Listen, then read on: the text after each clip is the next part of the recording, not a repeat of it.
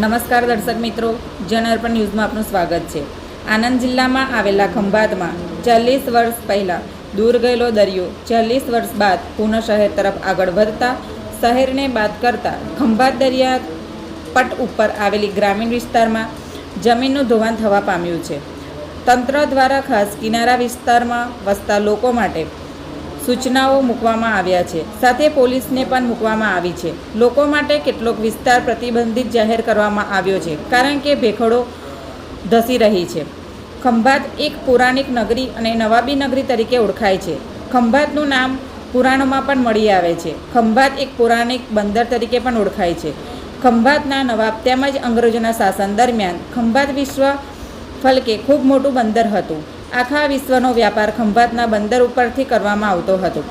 આ ખંભાતના બંદર ઉપર તે સમયે 72 દેશના વાવટા પણ ફરકતા હતા અને તે સમયે દરિયો ખંભાતથી ખૂબ જ નજીક હતો, પણ સમય જતાં કોઈ કારણોસર ખંભાતના અખાતમાં દરિયાઈ પાણીની સાથે ભરતી સમયે કાપ ધસી આવતા એ જગ્યાએ બંદર ધમધમતું હતું। ત્યાંથી કાપ પુરાતા ખંભાતથી દરિયો 8 થી 10 કિલોમીટર દૂર જતો રહ્યો હતો।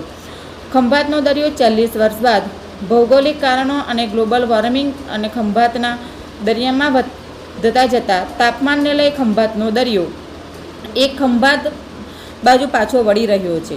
ખંભાતના દરિયામાં હાલ ભરતી ઓટ આવતા ખૂબ મોટા પ્રમાણમાં ખંભાતના દરિયાઈ પટ્ટી ઉપર આવેલા ગ્રામીણ વિસ્તારમાં જમીનની માટીની ભેખડો ધસવા માંડી છે। આમ દરિયાનું પાણી ધીમે ધીમે શહેર તરફ આવતા લોકો નવાબી નગર ગણાતા ખંભાત શહેરના લોકોને ચિંતા વધી છે। અગાઉ દરિયા કિનારાથી 8 થી 10 કિલોમીટર દૂર હતો, જે દરિયો શહેર તરફ આવી રહ્યો છે। શું આવનાર વર્ષોમાં ખંભાત દરિયામાં ગરકાવ થઈ જશે કે શું, તે ચિંતાનો વિષય બન્યો છે। ખંભાતના દરિયાએ 40 વર્ષ બાદ પોતાનું સ્વરૂપ બદલતા ખંભાતનો જે દરિયો 8 થી 10 કિલોમીટર દૂર હતો તેની જગ્યાએ હવે દરિયાઈ પાણી દરિયા કિનારે બનાવવામાં આવેલા પ્લેટફોર્મથી માત્ર ને માત્ર 700 થી 800 મીટર જ દૂર રહી ગયો છે। આવનાર દિવસોમાં જો આમ જ દરિયાઈ પાણી આગળ વધશે તો ખંભાતનો દરિયો ક્યાં જઈને ઊભો રહેશે તે કહેવું મુશ્કેલ બન્યું છે। ખંભાતના અખાતીય વિસ્તારમાં દરિયાઈ ભરતીને લઈ જમીન ધોવાણ થતું હોવાથી વિગતો પણ પ્રકાશવામાં આવી છે। તાજેતરમાં જીઓલોજીકલ સર્વે હાથ ધરાયો હતો, જેમાં ખંભાતના અખાતમાં મહી નદી અને સાબરમતી નદીના ધોવાણથી 18,000 હેક્ટર જમીનને નુકસાન પહોંચ્યું હતું, તેમજ તાલુકાના 70થી વધુ ગામોને દરિયા કિનારાની જમીન કોતરોમાં ફેરવાઈ ગઈ હોવાની ચોંકાવનારી વિગતો સામે આવી હતી। ખંભાત શહેર દરિયા તરફ આગળ વધતા ખંભાત નગરપાલિકા દ્વારા દરિયા કિનારે કોઈકને જવા માટે સૂચના આપવામાં સાઇન બોર્ડ પણ લગાવવામાં આવ્યા છે।